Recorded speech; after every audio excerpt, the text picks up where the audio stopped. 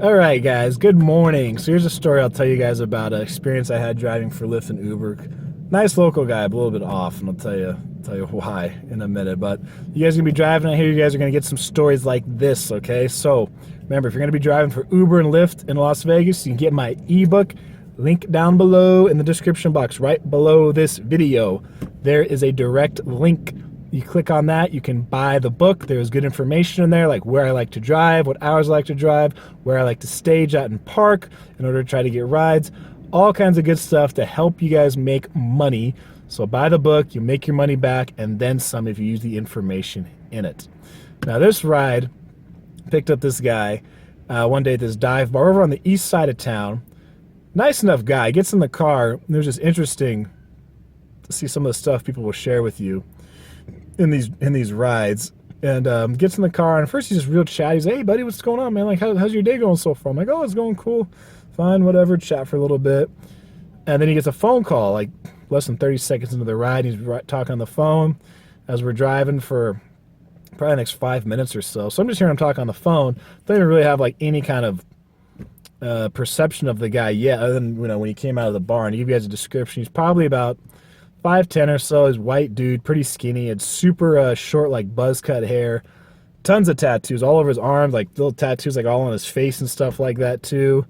Came out dressed in like these like thick black boots and like these tight camouflage army pants. He had like his little backpack with him, and just a local dive bar. He's just hanging out there, driving him home. And when he gets off the phone, he's still real chatty, and I'm like trying to talk. But then I noticed after a little while, it's like, it was less about me answering his question, more about him just like talking away. And he's kind of like moving and like shifting the whole time he's talking. He's like, "Oh yeah, like, I'm from Vegas, born and raised. Like I love it out here. It's a great city. I don't ever want to leave. I've been all around. I lived in LA for a while. I lived in Portland for a while." I mean, the whole time he's like twitching, like fucking fidgeting around. But I'm driving for him. And he's being nice. He's not threatening or anything. He's just like, just twitching around. I'm like, okay. As I'm driving this guy back, and he's like, I asked him, I said, "Well, do you work at that bar, or are you just hanging out?" He's like, "Oh, no, man." He's like, I was just hanging out there. He's like, "Got to get a ride home." He's like, "'Cause I got a DUI.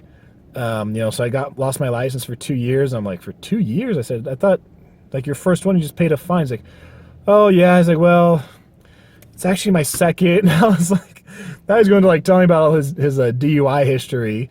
And I guess he's only 22 years old, and he got a DUI. His first one, he was 17 out here in Vegas, and this last one he got 6 months ago in California, he said. So he said in California, he was like in deep shit when he got the DUI out there because it was his second one. So I guess he had to pay a lawyer out here in Vegas a whole bunch of money to get it taken down to reckless driving. Has to pay like $15,000 in restitution because I guess he caused a bad accident. I guess the guy he hit wasn't too bad, but he's like moving around and kind of fidgeting. He's like, "Oh man," he's like, "but I got messed up." He's like, "I cracked 3 of my ribs." He's like, "I got like half my skull smashed in." And I'm thinking he's exaggerating. So I'm like, "Do you recover from that in 6 months? Like getting your skull smashed?" Like, "Oh yeah, man, I messed up bad. Like I messed up real bad." And I don't know if it was from the accident he was acting this way, or maybe he's got some bad habits of his. But he said, nice enough guy. But he was just telling me all about his DUI history and all the money he's got to pay, and he's lost his license for 2 years, so he's taking Uber now. And he's like, "Yeah," he's like, "I'm good now, man. I messed up in the past. I messed up." He's like, "I'm not messing up anymore like that." And I'm like, all right. And he tells me about his jobs. He has several kind of like freelance jobs he's doing and where he works and stuff like that. And it was interesting because at the end of it, I took him to a nice freaking neighborhood. Guy lived in a gated community where I took him to with a nice house.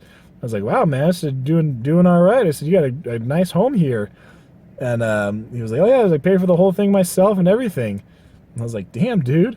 And the guy ended up tipping me $10 for the ride. So it's just kind of interesting because he's sharing this, I guess, kind of like ugly history he had.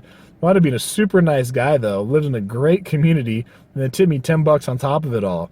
So it's just kind of that ride just kind of stood out to me because the guy just was so open and talking about, some things he had messed up in his past. Like I said, it's kind of interesting some of the stuff people will share with you on these rides to basically a complete stranger. So he's telling about his DUI history and his losing his license and all this money he's got to pay. And it's just like, at the end of it, super nice. Dude's got a great house he's living in and tipped me $10 on top of it. And I was like, wow. It's just kind of funny sometimes, I guess, where maybe you're having a certain image or thinking the way things are going to go, like, just doesn't end up being the way they're going to go. So I don't know, that ride just kind of stood out to me with that guy out here. It's just a more unique experience than usual. So that's it for this story, guys. I will see you guys in the next video.